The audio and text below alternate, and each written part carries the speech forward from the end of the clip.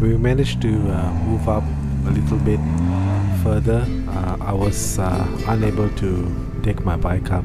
Sarab had to help me to take the bike up, and as you can see, we finally had to let go of my bike, and it was on the ground, and many crashed once more, and even many gave up, and Sarab had to come to the rescue to try to get both my bike and Manny's bike up to him, and eventually we succeeded.